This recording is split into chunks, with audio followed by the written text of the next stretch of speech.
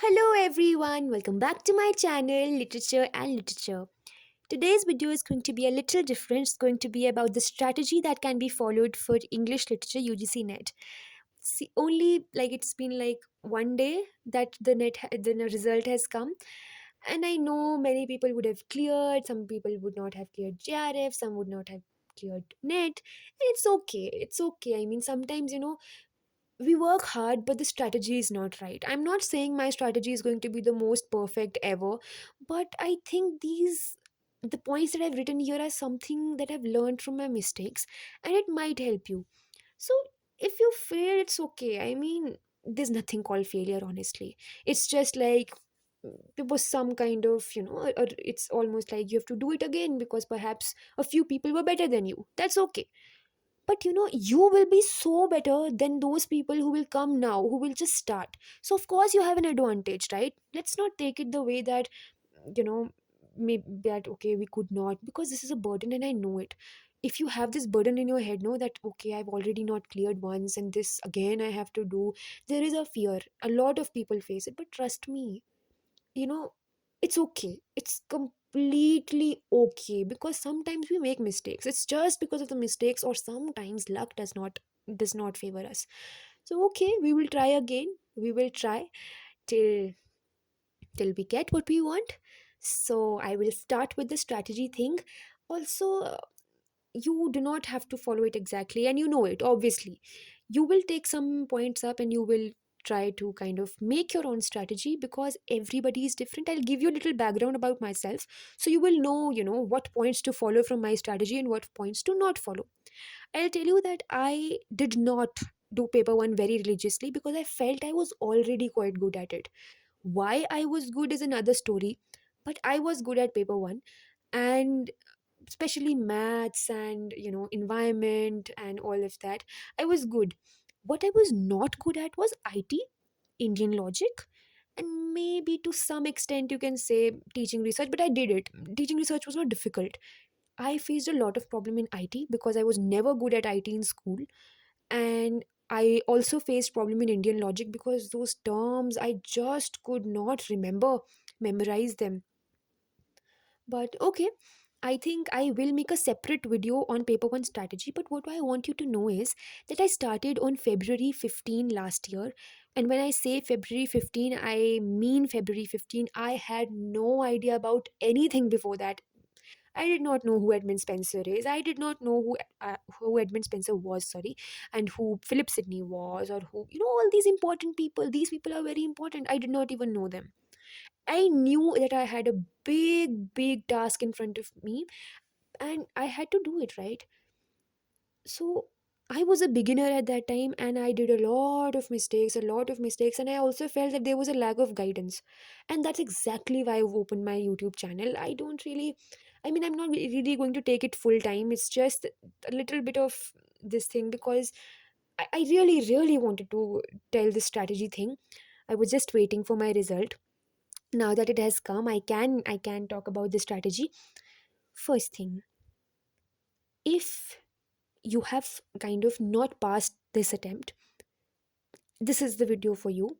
I will not talk about beginners here. I will talk about beginners in the next video, if you want me to, only if you ask me to. Here I'll be talking about only those people who have an idea, who have done the preparation but somehow are not being able to clear it.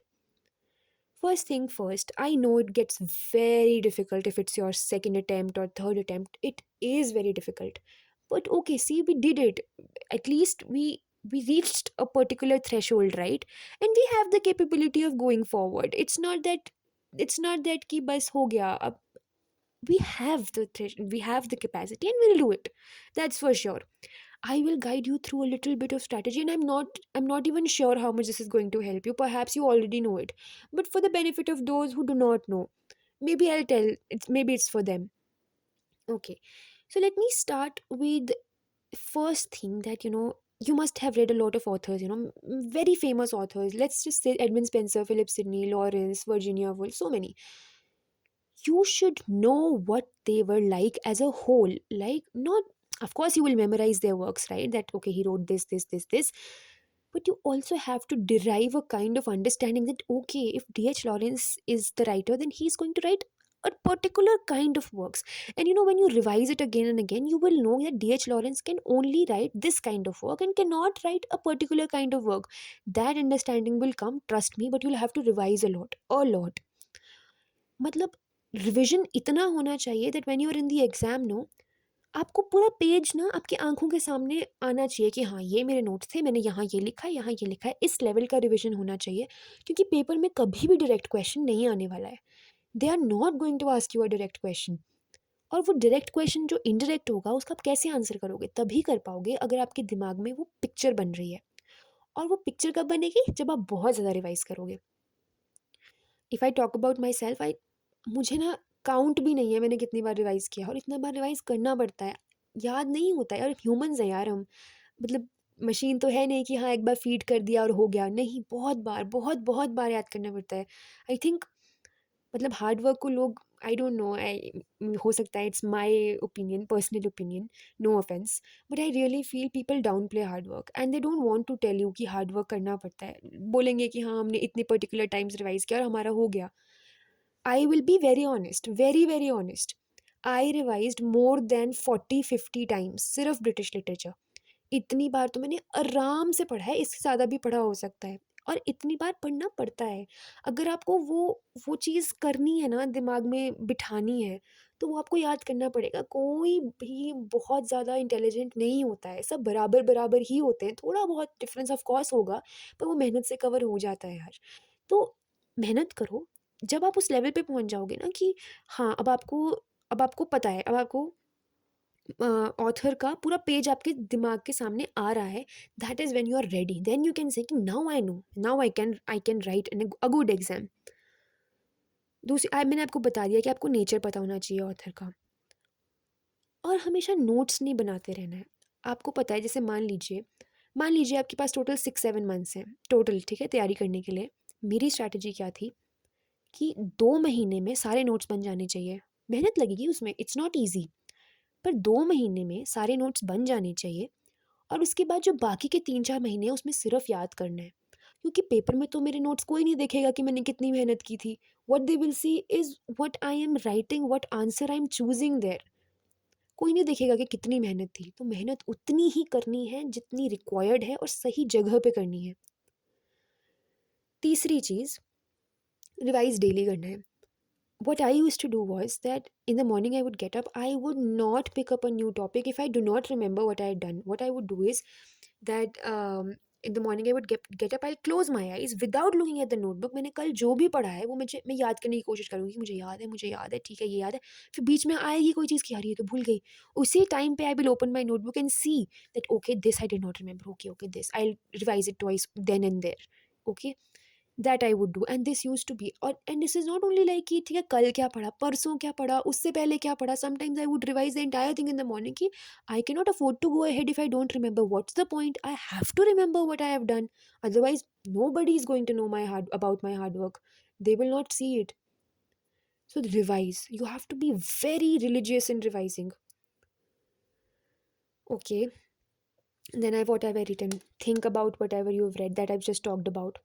Chronology is literally gaining a kind of importance that has not been seen before. I mean, of course there used to be questions from chronology, but now the number is getting just more and more. You have to get your chronology right. You should know your chronology, क्या करना है, कौन कब आया, कितना आया, और mnemonics बनाओ। नहीं यार, ऐसे किसको याद रहता है यार, कौन पहले आया कौन बाद में आया। उसको इंटरेस्टिंग बनाना पड़ेगा आपको। You will have to make mnemonics, बनाओ, उनको याद करो, उनको डेली रिवाइज करो। मैंने तो क्या किया था, मेरे पास इतना भी टाइम नहीं था कि मैं निमोनिक्स लिख सकती, तो मैंने तो दिमाग में ही याद कर लिए थे। और फिर वो डर अलग रहता था कि कहीं भूल ही ना जाऊँ कि मैंने क्या निमोनिक बनाया है। उस चक्कर में रिविजन और होता था। तो वो काइंड आपको अपने आप को ना मोटिवेटेड रखने के लिए और करने के लिए, to push yourself just beyond what you can do, वो करने के लिए आपको इंटरेस्टिंग बनाना पड़ेगा अपनी पढ़ाई। बहुत इंटरेस्टिंग बनाओ, कभी कैसे पढ़ो, कभी कैसे पढ़ो। कुछ भी अनटच्ड नहीं छोड़ना है। Don't have to leave anything untouched, क्योंकि आपको नहीं पता ना, पता लगे कोई बहुत आसान क्वेश्चन आ जाए उस टॉपिक में से और आपने छोड़ दिया, और मेरे साथ ये हुआ था। मैंने जो वो फॉर्मेट्स नहीं होते हैंड बुक्स के, मैंने वो नहीं किए थे और उससे सिंपल क्वेश्चन आया था। अगर मैंने कर लिया होता तो वो हो जाता ना। तो छोड़ना कुछ नहीं है, आपको बेसिक सा नॉलेज अगर मतलब आप ऐसा सोचो, आप कॉम्पिटिशन में हो, आपको अपने साथ वाले से बेटर परफॉर्म करना है। अब अगर वो इंसान अगर बेसिक्स कर रहा है, बेसिक्स मतलब बेसिक्स जो होते हैं वो लो हैंगिंग फ्रूट्स हैं, आप वो कर लोगे तो उनको करना है। क्योंकि इजी क्वेश्चंस हाथ से नहीं जाने चाहिए, टफ नहीं हो रहे, कट ऑफ कभी भी टफ क्वेश्चंस पे डिपेंडेंट नहीं होती है। अम, जो इजी क्वेश्चंस हैं, जो डुएबल क्वेश्चंस हैं, उतनी ही कट ऑफ जाती है। ये तो मैं मतलब मैं होता है ऐसा। अभी मैं प्रूफ नहीं दे सकती, पर होता है। अभी अगर मैं सेकंड शिफ्ट की बात करूँ जो मैंने दी थी इवनिंग शिफ्ट, तो उसमें एटलीस्ट आई थिंक 35 क्वेश्चंस तो बहुत ही डुएबल थे। मतलब अगर आप सीरियस हो, अगर आप एक अच्छे से आपने पढ़ाई की, आप 35 क्वेश्चंस आराम से कर सकते थे। उसके बाद ऑफ कोर्स थोड़ा-सा आपको लॉजिकल गेसिंग, थोड़ा-सा अच्छा लॉजिकल गेसिंग का अलग वीडियो मैं ज़रूर बनाऊँगी। आई विल, अगर मेरा रिस्पॉन्स शीट अवेलेबल हुआ, नहीं तो ऑब्वियसली फिर मैं करूँगी, देखती हूँ, अरेंज करूँगी कहीं से क्वेश्चन पेपर। पर मैं सेकंड शिफ्ट का ज़रूर बताऊँगी कि कैसे मैंने कौन-सा क्वेश्चन किया।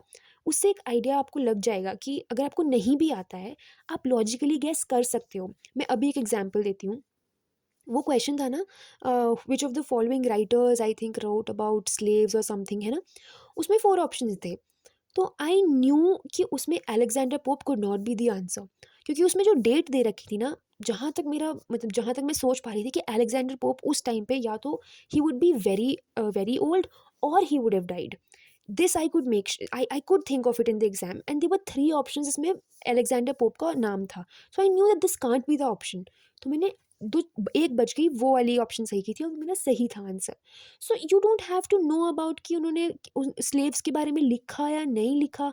अगर आपने सिर्फ उस डेट पे फोकस किया होता ना कि ये डेट बहुत ज़्यादा आगे लग रही है, जिस टाइम पे अलेक्जेंडर पोप लिखते थे उस टाइम पे। अच्छा, अब आप बोलोगे कि हम हर राइटर की डेट थोड़ी याद रखेंगे, कब कौन जिया कौन मरा, है ना? ठीक है, नहीं रख सकते। पर अलेक्जेंडर पोप का जो the rape of the lock है यार, उसका तो क्वेश्चन पूछा जा चुका है एग्जाम में कितनी बार कि जो क्लैरिसा की स्पीच थी वो कौन से वाले एडिशन में पब्लिश हुई थी। तो अगर आपको उसका भी थोड़ा आइडिया था ना कि कब जैसे the rape of the lock लिखी गई है, तो आप लगा सकते थे आइडिया कि उस टाइम तक तो फिर Alexander pope most probably had died. So you could have thought of it like that, right? Okay, this, I think this is so important. I just cannot emphasize enough on the importance of this. Previous year questions यार, पता है मैंने भी ये गलती करी। मैंने previous year questions time पे नहीं की। मैं लकी रही, एग्जाम पोस्टपोन हो गया, so I could do the previous year questions and you know what, 3 questions came directly from it in the second shift. I'll tell you which ones. One question was from Probal Das Gupta, something like India's anti-tongue syndrome. I had written it in my notes. मैंने Wikipedia से तैयारी की थी। जो भी previous year questions के जो unknown से लोग हैं ना, जो बहुत ज़्यादा पढ़े नहीं जाते हैं एग्जाम के लिए, उनका मैंने विकीपीडिया पे सर्च करके बेसिक से नोट्स बना लिए थे। मैं आपको बताऊंगी, अभी थोड़ी देर बाद बताती हूँ, एक मिनट यहाँ लिख लेती हूँ कहीं मैं भूल ही ना जाऊँ। आपको बताऊंगी कि विकीपीडिया से नोट्स कैसे बनाते हैं। विकीपीडिया पे भी क्योंकि बहुत कुछ लिखा होता है, आप सब कुछ थोड़ी याद करोगे, वो बताऊंगी मैं आपको। दूसरी चीज़, क्रोनोलॉजी। क्रोनोलॉजी तो मैंने आपको आई थिंक बता दिया है ना कि क्रोनोलॉजी आपको आजकल हर जगह क्रोनोलॉजी पूछ रहे हैं, तो वो आनी चाहिए। मॉडर्न और पोस्ट मॉडर्न से शुरू करो। आई नो एक टेंडेंसी होती है कि हम स्टार्टिंग से शुरू करेंगे, ओल्ड इंग्लिश से we would start and do everything. Don't do that, क्योंकि अगर आप मतलब कर चुके हो एक बार, क्योंकि मॉडर्न और पोस्ट मॉडर्न का बहुत इंपॉर्टेंस है। तो डू इट ना, do what is being asked. एक मिनट, आपको एक और चीज़ बताऊंगी मैं। माय ऑब्जर्वेशंस बहुत ही बेसिक से ऑब्जर्वेशंस हैं प्रीवियस ईयर क्वेश्चन में, पर I think I would tell you that, क्योंकि I think I notice this and I felt कि मतलब ये मतलब अगर थोड़ा सा एनालिसिस करें तो चीज़ें उतनी भी डिफ़िकल्ट नहीं है। I will tell you. अच्छा, क्या था बचा? रिवाइज़िंग, पहले आप रिवाइज़ करो, और जब तक नहीं हो जाता तब तक आगे नहीं बढ़ना है, कोई फ़ायदा नहीं है उस बात का। हार्ड वर्क करो, push yourself beyond your comfort zone, that of course this is very normal things. आपको मैं ये बताती हूँ, ये थोड़ा-सा इम्पोर्टेंट है, और तो हो गया ना कवर सारा कुछ। आई think I have covered everything. I don't no कर ही दिया होगा, नहीं किया होगा तो मैं पार्ट 2 ले आऊँगी इस वीडियो का। विकिपीडिया से कैसे पढ़ना है? मान लीजिए फॉर एग्ज़ाम्पल कोई इंसान है, जैसे समझ लो ब्रजबी काचरू का एग्ज़ाम्पल लेती हूँ मैं, क्योंकि I think he was one person जो पेपर में आया and I was so happy to see him कि ये मेरे नोट्स से, मतलब I had made those notes from previous year question, उनमें से आए थे। एंड कैसे कैसे बनाए थे मैंने? विकिपीडिया से बनाए थे नोट्स ब्रजबी काचरू के। So I wrote the heading of course. अगर मेरे पास नोटबुक है तो मैं दिखा भी सकती हूँ, नहीं अभी नहीं है। तो जो ब्रजबी काचरू में आप विकिपीडिया पे जाओ, आप जो फर्स्ट पैराग्राफ है ना विकिपीडिया का वो पढ़ना है, ठीक है? जब आपने वो पढ़ लिया उससे आपको बेसिक पता चल जाएगा कि किस टाइप के राइटर हैं, क्या लिखते थे, आपके पास वो होना चाहिए तो अपने नोट्स में। क्यों? क्योंकि अगर आप वर्क्स याद नहीं भी कर सकते तो अगर आपको आइडिया है ना कि ये ऐसे टाइप के वर्क्स लिख सकते हैं, तो आप वहाँ पे एलिमिनेट कर पाओगे। ट्रस्ट मी, ये होता है। अगर आप अभी बिगिनर हो तो आपको ये बात नहीं समझ आएगी, पर अगर आप एक अच्छे लेवल पे हो और आपको बहुत काफ़ी चीज़ें आती हैं तो आप मेरी बात समझ पा रहे होगे, तो वहाँ से आएगा। मैं आपको उसका भी एग्जांपल दूँगी। फ्लावर्स ऑफ ईविल एक क्वेश्चन था सेकंड शिफ्ट में, I will talk about that. So Braj B Kachru का जो क्वेश्चन था, उसमें विकिपीडिया है, उसमें आपने पहला पढ़ लिया कि ठीक है ये इस टाइप के वर्क्स लिखते थे, ऐसे-ऐसे था, तो आपको थोड़ा आइडिया हो जाएगा कि ठीक है, एलिमिनेट कर पाओगे आप पेपर में। फिर नीचे ना विकिपीडिया पे वो होते हैं ना कि थोड़ा हेडिंग्स जैसे होते हैं और उसके बाद उसके डिटेल्स होते हैं। आपने हेडिंग्स में देखना है कुछ डिफरेंट तो नहीं है। जैसे एक तो होता है ना एनालिसिस हो गया, सिनॉप्सिस हो गया, ये सब, ये तो नॉर्मल है, हर टेक्स्ट का होगा। लेकिन अगर किसी टेक्स्ट के बारे में कोई चीज़ बहुत इंपॉर्टेंट है ना, तो वो उस हेडिंग में होती है। अब मैं आपको ब्रजबी काचरू का एग्जांपल दूँ, तो 3 कॉन्सेंट्रिक सर्कल्स की जो थ्योरी है ना, that is one of the headings. आप अभी जाइए विकिपीडिया के पेज पे चेक कर लीजिए। ब्रजबी काचरू खोलिए, वहाँ पे जो हेडिंग्स होंगी ना नीचे, you don't have to go into the details. जो वहाँ पे हेडिंग्स होंगी उसमें 3 कंसेंट्रिक सर्कल्स की बिल्कुल टॉप पे है। इसका मतलब वो इम्पोर्टेंट है, इसका मतलब आपको वो पता होना चाहिए, क्योंकि वो इतना इम्पोर्टेंट है कि उसकी एक अलग हेडिंग बनी हुई है, लाइक दैट। एक और एग्जांपल देती हूँ आपको। चार्ल्स बॉडलेयर का फ्लावर्स ऑफ ईविल पढ़ते हैं, पता होता है इस वर्क के बारे में। अनफॉर्चुनेटली मैंने गलत अटेम्प्ट किया था, पर नहीं होना चाहिए था मेरा ये गलत, पर चलो कर दिया, क्या कर सकते हैं। तो फ्लावर्स ऑफ ईविल अगर आप विकिपीडिया सर्च करोगे सिंपली, और ये क्वेश्चन पूछा जा चुका है previous years. Flowers of evil आपको क्या करना है? प्रीवियस ईयर क्वेश्चन देखा, फ्लावर्स ऑफ ईविल्स देखा, सर्च करो। विकिपीडिया देखा, विकिपीडिया पे फ्लावर्स ऑफ ईविल में आई थिंक ये फर्स्ट लाइन है, if not of the first paragraph, second paragraph की पहली लाइन है ये जो हेडिंग है उसमें, कि it is a symbolist and modernist novel. आप सोचो, डायरेक्ट क्वेश्चन पूछा गया है पेपर में। जब मैंने ये देखा था ना, that is when I realize the importance of Wikipedia. ये मुझे पहले नहीं पता थी। विकिपीडिया से मैं इसलिए पढ़ रही थी कि ईजी होता है, you find everything at one place, but it is important. ये मैंने आपको दूसरा क्वेश्चन बता दिया, ये तो बिल्कुल directly the line was the same ditto. पर सो या you have to do it from Wikipedia also. थोड़ा सा क्योंकि Wikipedia gives you broad overview है ना, कि ये कर, इसका ये है बेसिक सा, और ये कर लो, लाइक दैट। तो विकिपीडिया इंपॉर्टेंट है। बुक्स ऑफ कोर्स पढ़नी चाहिए। मैं मेरा जो रिसर्च था वो यूजुअली, मतलब ऑलमोस्ट पूरा ही विकिपीडिया पे और जो समरीज ऑनलाइन अवेलेबल थी उन पे, वो वहाँ से किया है। तो मैंने बुक्स उतनी नहीं पढ़ी हैं फॉर एक्चुअली जो मेरा बेसिक्स थे ना वो क्लियर थे। तो मुझे ऐसा लगा कि शायद मुझे बुक से ज़्यादा इंपॉर्टेंट है इस टाइम पे मेमोराइजेशन, तो मैंने मेमोराइजेशन पे बहुत फोकस किया था। आपको मैं इसमें भी थोड़ा सा बताना चाहती हूँ, पीवाईक्यूज में ना एक ट्रेंड देखना आप। जैसे वो कैरेक्टर्स पूछते हैं ना, वो ऐसे नहीं पूछेंगे कि मतलब कोई भी पूछ रहे हैं। जैसे एक एक एग्जांपल है, लूलू का पूछते हैं वो, कि I think Lulu, I can be wrong, I think यही नाम है, वो डॉग का नाम है एक एक नॉवल में डीएच लॉरेंस के। तो you know you would be like, यार क्यों पूछा डॉगी का नाम, मतलब हु आस्क्स दिस, है ना, ऐसा सोच सकता है इंसान। पर आप खुद सोचो ना, एग्जामिनर कितना इंटेलिजेंट है, क्योंकि this name is something that will stick to you, it is not a very normal name, ऐसा लग रहा है ना, थोड़ा इंटरेस्टिंग सा नेम है। दे विल आस्क यू यार, कि वो देखना चाहते हैं कि आपने पढ़ा है कि नहीं पढ़ा है। दे विल वांट टू सी। अगर आपने पढ़ा होगा तो आप वो आंसर कर सकेंगे। उस प्ले को, अगर आपने सॉरी उस नॉवल को पढ़ा होगा तो आप आंसर कर सकेंगे, क्योंकि आपको भी ये चीज़ अट्रैक्ट की होगी जब आपने पढ़ा होगा। कभी भी ऐसा क्वेश्चन नहीं पूछते हैं वो कि बिल्कुल डिटेल में जाएंगे और कुछ इरेलीवेंट सा पूछेंगे, नहीं। एक एक क्वेश्चन था, कासल। हाँ, ये this brings me to another point. पहले तो मैं आपको बताती हूँ castle. Castle is the work of home. अब मुझे ना याद रहना, बिल्कुल मैं भूल गई हूँ, 2 महीने से बिल्कुल किताबें नहीं खोली हैं। Castle I think is the work of Franz Kafka. फिर भी एक बार चेक कर लें, क्योंकि मुझे याद नहीं है, मैं वैसे कमेंट्स में डाल दूँगी अगर गलत होगा, पर I think it's Franz Kafka का वर्क। तो कासल है ना टॉपिक का नाम।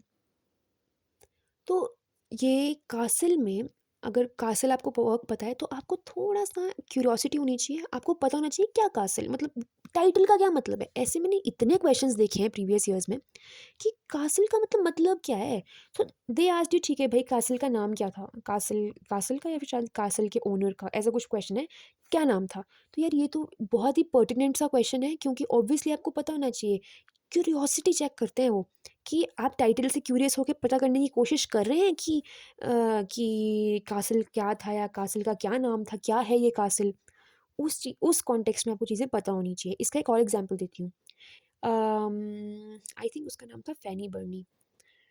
द राइटर्स नेम वाज़ फैनी बर्नी।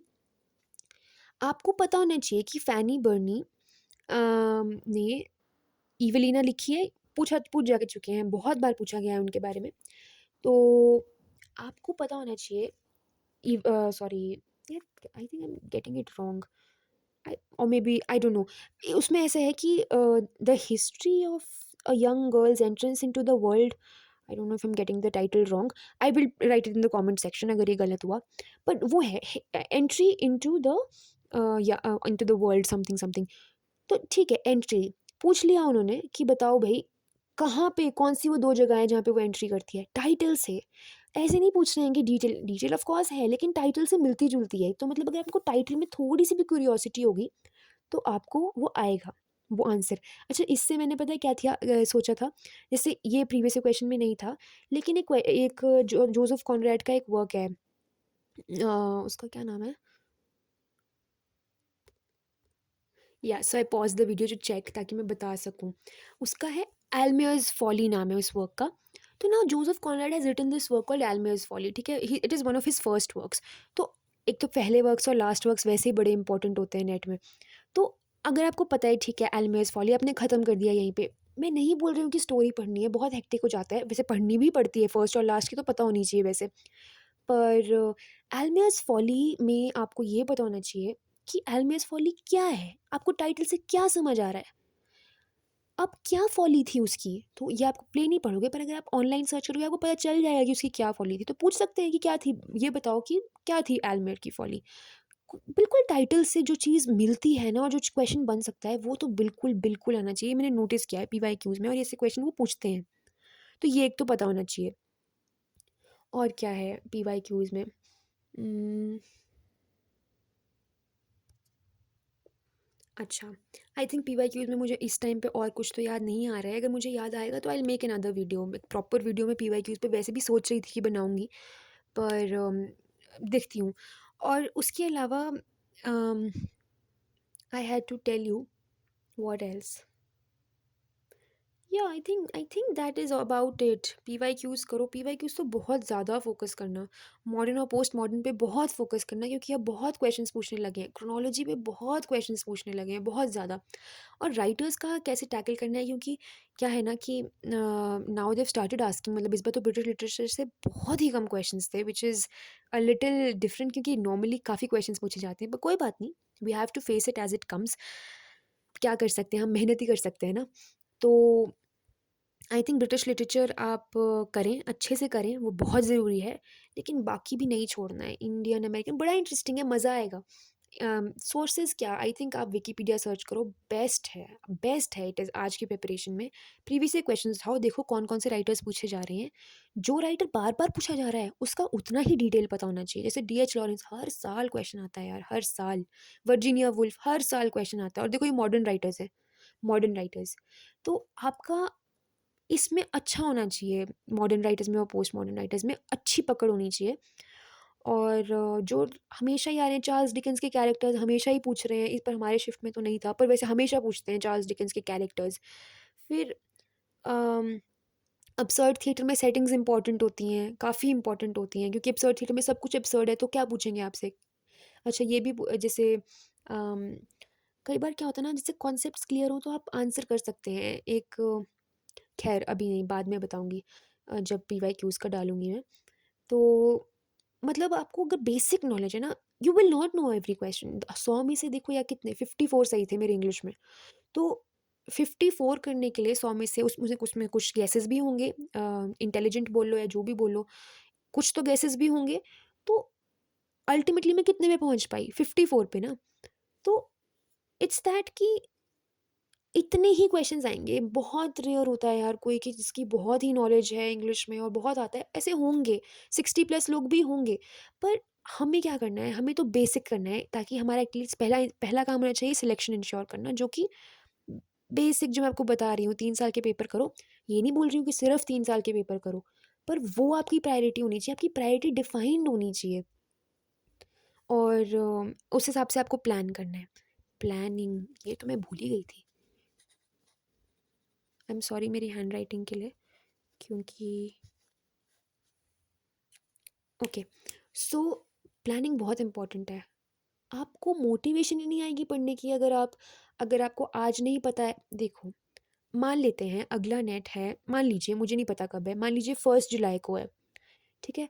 आपको आज पता होना चाहिए कि आप रोज़ क्या पढ़ोगे, कितना पढ़ोगे कि आप 1 जुलाई को सिलेबस कंप्लीट कर सको। बहुत रियलिस्टिक, ऐसे ही नहीं कि भई आज एक दिन में हम ये कर लेंगे, वो कर लेंगे। मैं बिगिनर्स के लिए बोल रही हूँ, सारी वीडियो बिगिनर्स के लिए ही है, एक्सपर्ट्स नो नहीं, बिगिनर्स के लिए नहीं है एक्चुअली। मतलब ये जो बीच-बीच में छोटे-छोटे पॉइंट्स मैं देती रहती हूँ ना, ये मोस्टली उन लोगों के लिए जो गलतियाँ कर देते हैं। जैसे मैं करती थी ये गलती। तो आई नो आप में से बहुत लोग बहुत स्मार्ट भी होंगे and you already know such stuff, लेकिन अगर आपको वीडियो में कुछ भी ऐसा पॉइंट है जो आपको हेल्प कर रहा है, तो that is a nice thing for me. तो प्लान कीजिए, आपको पता होना चाहिए हर दिन का। जैसे सुबह उठ रहे हैं तो आपको पता होना चाहिए कि आज मुझे ये करने हैं राइटर्स, अगर मैंने आज नहीं किए तो शायद मुझे फिर से टाइम नहीं मिलेगा इनको करने का और ये छूट जाएँगे। आपको ये रियलाइज़ेशन होनी चाहिए और आपको तभी होगी अगर आपको रोज़ का पता होगा कि ठीक है, मेरे हिसाब से तो ऑनेस्टली आपको रोज़ का प्लान होना चाहिए कि आज ये, कल, परसों, पूरा जुलाई तक पता होना चाहिए किस दिन पे कौन-सा होगा। अच्छा, फिर आप बोलोगे कई बार तो अनप्रेसिडेंटेड चीज़ें होती हैं and you can not be this thing, you can't achieve your targets. तो उस दिन के लिए क्या करना है, कोई बात नहीं, आज नहीं हो पाया, कल में ऐड कर देना है। ऐसा नहीं है कि अब सारा आगे आगे हो जाएगा एक दिन, नहीं। आज नहीं हो पाया, कोई बात नहीं, आज होंगे आप बिजी, कल डबल मेहनत करो, कंप्लीट करो उस टारगेट को। टारगेट्स अचीव करके फिर जो नींद आती है ना यार, वो बहुत सुकून की होती है, बहुत बहुत अच्छा लगता है। तो टारगेट्स अचीव करो, टारगेट्स बनाओ, उसमें मज़ा भी आएगा आपको। फिर एक टाइम पे आप भूल जाएँगे कि आपको नेट क्लियर करना है, आपको बस ये होगा कि डेली टारगेट कंप्लीट करना है और ये होता है। मैंने एग्ज़ाम दिया है, मैं बोल सकती हूँ कि हाँ, ऐसा होता है। आपको वो नहीं होना है, क्योंकि मैं समझती हूँ यार फ्रस्ट्रेशन आती है, 7-8 दिन में थक जाते हैं पढ़-पढ़ के और फिर से लगता है पता नहीं क्लियर होगा कि नहीं होगा। जब मैंने देना था ना जब एग्ज़ाम था 1 दिसंबर को, मैं बता रही हूँ आपको, 23 नवंबर ऑनवर्ड्स मैंने कोई पढ़ाई नहीं किया है, पढ़ा ही नहीं जा रहा था, मैं इतनी नर्वस थी, मुझे लग रहा था मेरा कुछ नहीं होने वाला, मेरा पेपर नहीं होगा, क्योंकि लास्ट में आते हैं ना ऐसा लगने लगता है, क्योंकि प्रेशर आता है एक तो बहुत ज़्यादा, तो इतना प्रेशर में फिर आपका एक तो परफॉर्मेंस भी गिरेगी ऑब्वियसली। मेरा मैं बहुत अंडर प्रेशर थी, तो ये भी है कि प्रेशर नहीं लेना है, उससे आपकी परफॉर्मेंस गिरती है। I did silly mistakes because I was under pressure. मुझे एग्जाम के इनिशियल 15 मिनट्स अपने आप को स्टेबल करने में लग गए, मैं स्टेबल ही नहीं हो पा रही थी। तो ये चीज़ नहीं करनी है और ये मुझे प्रॉब्लम है and I just I am trying to work on it. पर ये प्रॉब्लम आई एम श्योर बहुत लोगों को होती है, मेरे कुछ दोस्त भी हैं, वो भी फेस करते हैं इस चीज़ को। So it's okay, don't be nervous. मतलब मेरा तो बोलना भी अजीब लग रहा है क्योंकि मैं खुद होती हूँ, पर ठीक है, it will help you enhance your performance. होता है आपका दिमाग भी बेटर चलेगा ना, कहते हैं ना एग्जाम में दिमाग ही नहीं चलता, नहीं चलता है, सच में नहीं चलता है। वो इसलिए नहीं चलता क्योंकि हम नर्वस होते हैं और ऑब्वियसली यार होंगे भी, it it means a lot to us, but हमें ये भी पता होना चाहिए कि अगर हम नहीं होंगे नर्वस तो हम बहुत बेटर कर सकते हैं। हमें पोटेंशियल तो है यार, थोड़ा-सा बस छोटी-मोटी गलतियाँ यहाँ-वहाँ हो जाती हैं, तो कोई बात नहीं, नेक्स्ट टाइम। 3 महीने रह गए हैं, मोस्ट प्रोबेबली हम तो यही लेके चलेंगे कि 3 महीने रह गए हैं, उससे हमारी जल्दी हो जाएगी प्रिपरेशन और फिर हमारा 1 महीना रिविज़न के लिए भी हो जाएगा, मतलब that's what I think.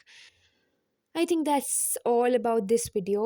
I really hope it help. मुझे नहीं पता मैंने कितना हेल्प किया है और कितना नहीं, और मैंने शायद ऐसी बातें भी बोली होंगी जो आप लोगों को ऑलरेडी पता है। आई नो, पर मुझे नहीं पता ना कि किसको कितना पता है। So I just wanted it to be like for everybody whosoever is in search of a strategy, because I think अब आई कैन से कि ठीक है, this kind of can work. फिर भी सब डिफरेंट होते हैं। जैसे मेरे केस में मैंने पेपर 1 में नहीं ज़ोर लगाया है बहुत ज़्यादा। अगर मैं कह रही हूँ कि मैंने 6-7 मंथ्स में तैयारी की है, तो इसमें ये भी एक सच्चाई है कि मैंने पेपर 1 में फ़ोकस नहीं किया, क्योंकि पेपर 1 आई फ़ील मेरा अच्छा है, स्ट्रॉन्ग है ऑलरेडी, एनवायरनमेंट और ऑल ऑफ दिस। तो but that I am not, I can't say it for you ना। हो सकता है आप पेपर 2 में बहुत अच्छे हों, तो आपको पेपर 2 में बहुत ही कम टाइम लगे और पेपर 1 में ज़्यादा टाइम लगे। तो it's different for everyone. Like maths था, I was okay, I mean I think I was above average at maths. मैंने मैथ्स का एक भी क्वेश्चन सॉल्व नहीं किया है पेपर में जाने से पहले। मतलब मेरे को लास्ट टाइम मैथ्स मैंने 4 साल पहले किया था। एक तो देखो ऐसा भी नहीं करना है, ये ओवर कॉन्फिडेंस में थी मैं, और मैंने क्वेश्चन भी गलत किए हैं 2, जिनका मुझे बहुत दुःख है कि मैंने कैसे गलत कर दिए। तो ओवर कॉन्फिडेंस हो जाता है, मुझे है हो जाता है यार कई बार, इंसान है हम अल्टीमेटली। पर I think it's okay, we have made mistakes, we will make mistakes, we are humans after all, but it's just that we have to learn from the mistakes, वो मैटर करता है। और हम जितनी जल्दी सीखेंगे उतना जल्दी हम क्लियर कर जाएंगे। So I just hope this video helped you. I hope मैं बहुत ज़्यादा, मतलब आई थिंक थोड़ा सा मेरा मेसी हो गया presentation. I wanted it to be organize, but I have so much to say about this कि मैं बीच में हिंदी में भी बोलना शुरू हो गई। So in case you want a pure English version, आप मुझे लिख सकते हैं, you can write it down in the comment section if you want to. I will make an English version too. Thank you so much for watching, and I really hope it helped. I mean, I'm sorry if it did not. I tried, but okay. Bye bye. Thank you so much for watching.